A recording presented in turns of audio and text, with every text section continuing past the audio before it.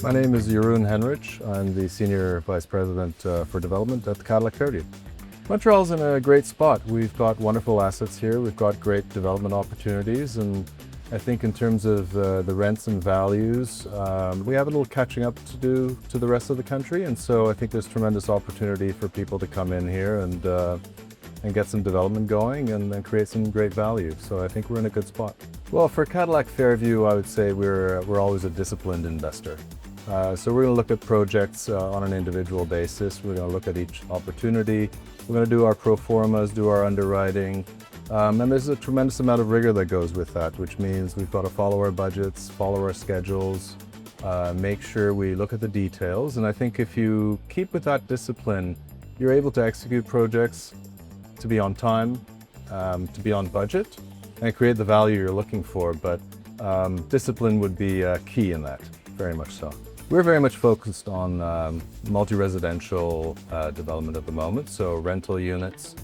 We look at bigger projects, in the 300 plus units, and it's a great opportunity to get some scale, to produce something that's got great interest for the future renters, which means at that scale, you're able to put an amenity package together. You can have some public realm and so forth to really make it attractive.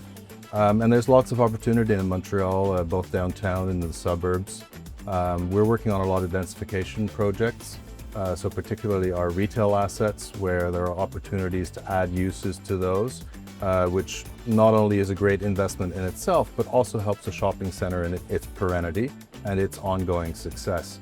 And as I said, in Montreal, there's plenty of that because we're still lagging a little bit behind some of the other markets that are further on in their development cycle. And these projects are long. They do take time, and so now is also a good time to invest in some of that pre-development work in terms of your approvals, your entitlements. Get that done so that when the market's ready, you're ready to pounce and execute and start building. I'm feeling pretty bullish about rental growth in Montreal when it comes to residential. Our rents here still lag, particularly with Toronto and Vancouver. And so I think there's some room to compress that delta. And so I feel pretty good. If we look at the rental growth in recent years versus other markets, Montreal has had a pretty good run, and I think we've still got some space there. So I feel good about the rental growth here in Montreal. So I think that those developers and owners that are sitting on land, that's zoned and entitled, are in a great position, because the truth is there's not been all that much supply in the last year or two.